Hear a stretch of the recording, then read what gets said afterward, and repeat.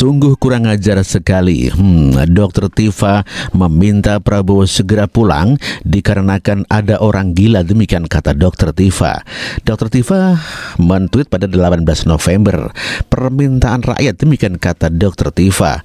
Bapak cepat pulang Pak, di Indonesia keadaan semakin ngaco Pak. Ada orang gila pakai baju putih, celana hitam, keluyuran kemana-mana, lempar-lempar kaos, bikin rusuh. Fufafa gak mau minum obatnya Pak, demikian kata Dr. Tifa. Ya, si Fufafa gak mau minum obatnya Pak, jadi juga kumat-kumatan, terus keluyuran ke pasar-pasar bagi-bagi susu sama buku kotak. Ya, buku sama susu kotak. Terus naik panggung sambil paksa anak-anak TK belajar matematika Pak. Terus katanya juga mau paksa anak SD belajar coding Pak. Padahal si Fufafa boro-boro coding, biasanya cuman main Mobile Legend doang Pak. Ayo pulang.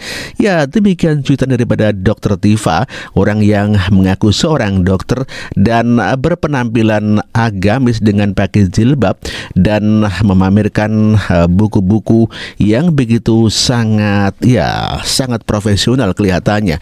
Namun demikian, hati daripada Dr. Tifa yang begitu sangat sakit sehingga adanya hanya kebencian saja kepada Pak Gibran ataupun kepada Pak Joko Widodo. Dr. Tifa juga men-tweet lagi bahwa di pilkada ini siapapun yang didukung orang gila, penipu, pembohong, pengkhianat, dan tukang klinik ini bakal kalah.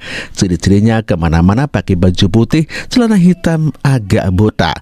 Kata Fufafa mukanya kayak tikus. Aduh, ini sungguh suatu hal yang keterlaluan sekali. Tidak ada sopan santunnya kepada mantan presiden. Orang seperti ini harusnya diberikan suatu pelajaran yang sangat berat dikarenakan tidak menghargai sesama manusia. Penampilannya sangat agamis, berjilbab, dan dia katanya adalah lulusan kedokteran. Namun demikian ucapan-ucapannya begitu sangat tidak punya sopan santun sekali, tidak punya rasa empati kepada sesama manusia, apalagi kepada seorang pemimpin seperti Pak Joko Widodo. Kita nggak ngerti itu siapa yang menghujani media dan menghujani media mainstream maupun sosial media dengan berbagai macam foto dan video. Beliau berkunjung ke rumah si mantan, kemudian makan apa itu di suatu warung, gitu kan, kita nggak tahu karena produk foto dan video itu kan udah tersebar dan belum tidak diketahui siapa yang mengedarkan gitu. Tapi saya sih sebetulnya nggak worry ya dengan katakanlah citra kedekatan mereka berdua, karena sebenarnya kan sekarang itu kekuasaan tertinggi di Indonesia tuh siapa sih? Kan presiden, bukan mantan presiden. Siapa yang berhak untuk memerintahkan panglima, Kapolri dan semuanya? Kan presiden, bukan mantan presiden. Jadi yang ini sekarang berkuasa secara penuh sesuai mandat, yang ini lagi post power syndrome gitu. Jadi sampai harus membuat ucapan pada Presiden Trump padahal udah bukan presiden. Sudah bukan presiden kan. Ini cuma orang yang agak-agak, saya sih lebih baik berpikir untuk membantu beliau untuk memberikan sedikit psychotropic agent lah supaya post power syndrome-nya itu nggak berkembang menjadi mental illness. Psychotropic agent itu apa? Supaya beliau nggak post power syndrome, lalu akhirnya jadi halusinasi. Karena kan kelihatannya kok bajunya kok tetap baju yang waktu itu beli di Tanah Abang waktu jadi presiden ya, baju putih sama celana hitam itu ya. Padahal udah nggak jadi presiden kan enak-enak aja, jangan pakai sarung, pakai baju kotak-kotak atau pakai baju garis-garis. Ini kenapa ya? Ya, Dr. Tifa menuduh kalau Pak Jokowi adalah post power syndrome, dan kalau menurut saya yang post power syndrome adalah Dr. Tifa sendiri. Kalau menurut saya sih Dr. Tifa yang perlu diperiksa kejiwaannya dikarenakan sudah begitu sakit akut ya dengan ucapan-ucapan karena faktor kebencian ya. Penampilannya saja yang agamis namun hatinya busuk sebusuk-busuknya. Aduh, parah.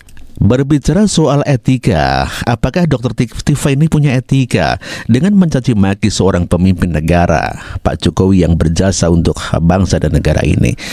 Dr. Tifa mengatakan bahwa Pak Jokowi tidak punya etika. Yang tidak punya etika adalah Anda sendiri. Orang seperti ini tidak perlu dihormati dikarenakan kehormatan adalah ada pada tindakan dan ucapannya sendiri. Ucapannya saja tidak punya etika. Parah. Kita dengarkan pernyataan Dr. Tifa yang berbicara soal etika. Kita semua heran itu bagaimana mungkin saat ini ya, ketika Presiden Jokowi sendiri secara jauh dari etika, jauh dari kesopan santunan ketimuran, memaksakan dengan segala cara untuk membuat anaknya bisa menjadi calon wakil presiden. Bahkan dengan merekayasa Mahkamah Konstitusi, bahkan mungkin kalau kita lihat dari sejarahnya ya, bagaimana mantan ketua MK itu waktu itu kemudian menikah dengan adiknya sendiri dan menjadi adik ipar. Dan memang kita tidak menuduh apakah itu ada rekayasa, tapi jelas secara gamblang kita melihat bahwa sebenarnya langkah-langkah yang dilakukan oleh Presiden Jokowi untuk memaksakan Gibran, anak sulungnya ini menjadi calon wakil presiden itu sudah direncanakan jauh-jauh hari dengan cara-cara yang jauh dari etika, jauh dari sopan santun adat ketimuran. Iya, Pak Jokowi tidak pernah memaksa anaknya untuk menjadi wakil presiden. Yang pasti adalah yang meminta Gibran menjadi presiden, Gibran menjadi wakil presiden adalah Prabowo Subianto sendiri, bukan Pak Jokowi. Sama sekali salah daripada tuduhan Dr. Tifa. Yang jelas Prabowo sendirilah yang meminta Gibran untuk menjadi wakilnya, bahkan meminta kepada Pak Jokowi sampai 4 kali. Dan inilah bukti daripada ucapan Dr. Tifa adalah salah, dikarenakan Prabowo sendiri mengakui bahwa yang meminta Gibran menjadi wakilnya adalah Prabowo sendiri. Kita dengarkan pernyataan Prabowo Subianto. Ada yang mengatakan wakil yang saya pilih terlalu muda, padahal Panglima besar kita waktu perjuangan umurnya 29 tahun menjadi Panglima besar, mimpin perang melawan penjajah. Saya katakan di sini ya, saya yang pilih, saya yang minta, saya yang memilih. Tidak ada itu dinasti-dinastian. Kalau dinasti merah putih, apa salahnya? Kalau dinasti patriotik, apa salahnya? Kalau keluarga memberi anak-anaknya untuk republik, apa salahnya? Kita harus berterima kasih, kita harus bersyukur ada keluarga yang memberi anak-anaknya untuk republik ini. Itulah pengakuan Prabowo Subianto yang meminta kepada Pak Jokowi agar Gibran menjadi calon wakil presidennya. Jadi fitnahan Dr. Tifa kepada Gibran bahwa Pak Jokowi lah yang memaksa agar Gibran menjadi wakilnya, itu adalah merupakan fitnah belaka. Memang banyak yang menasihati agar Pak Prabowo tidak memilih Gibran. Namun ada suatu pengakuan dari adiknya Pak Prabowo, yaitu Hasyim Joyo Hadikusumo, yang menjadi saksi bahwa insting Prabowo memilih Gibran sebagai cawapres, dan sekarang bisa membuktikan dengan kemenangannya itu. Dan kita bisa dengarkan pernyataan dari Pak Hasyim Joyo Hadikusumo. Pak Hasyim bongkar fakta detik-detik jelang penentuan Gibran jadi cawapres. Saya mau haturkan banyak terima kasih kepada adik-adik karena percaya dengan pencalonan dan keputusan dari Prabowo memilih Gibran Rakabuming Raka. Terima kasih. Saya haturkan terima kasih karena saya bersaksi.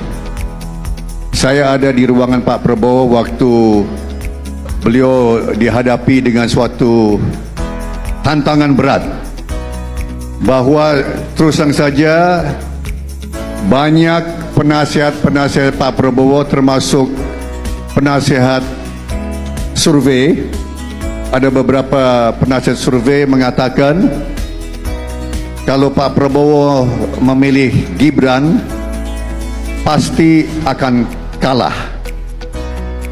Saya kira mungkin ada yang sudah tahu, banyak yang tidak tahu. Itu putusan yang sangat-sangat berat, karena yang memberi nasihat serupa itu cukup banyak orang. Bahkan ada yang katakan, Mas Bowo, kalau memilih Mas Gibran langsung anjlok 8%. dan tidak ada jaminan bisa rebound. Tidak ada jaminan bahwa Prabowo bisa bangkit kembali, dan akan kemungkinan bisa ambles lagi dari 8% bisa turun lagi, dan yang naik itu kemungkinan besar yang naik itu namanya Anies dan Muhaimin. Itu saya bersaksi, dan banyak yang memberi nasihat seperti itu. Tapi Pak Prabowo katakan bahwa realita di Indonesia, di tanah air kita, 56% dari populasi Indonesia terdiri dari anak-anak muda, gen milenial dan gen Z dan mungkin gen-gen lain. 56%. Dan di sini ada kesempatan emas untuk menuju Indonesia emas. Kita ada calon yang bisa mewakili generasi muda. Calon generasi muda yang bisa mewakili generasi muda. Dan kalau generasi muda tidak diberi kesempatan, kapan lagi? Tidak hanya sekali dua kali kesempatan, Prabowo Subianto mengakui bahwa dialah yang memilih Gibran. Dan inilah pidato selanjutnya. Ya, bersering ya. Katakan sering Prabowo Subianto mengucapkan hal itu. Saya katakan di sini ya, saya yang pilih, saya yang minta, saya yang memilih. Tidak ada itu dinasti-dinastian. Kalau dinasti merah putih, apa salahnya? Kalau dinasti patriotik, apa salahnya? Kalau keluarga memberi anak-anaknya untuk republik, apa salahnya? Luar biasa ya patriotisme Pak Prabowo Subianto, meminta anak-anaknya diberikan untuk menjadi patriotik di bangsa Indonesia.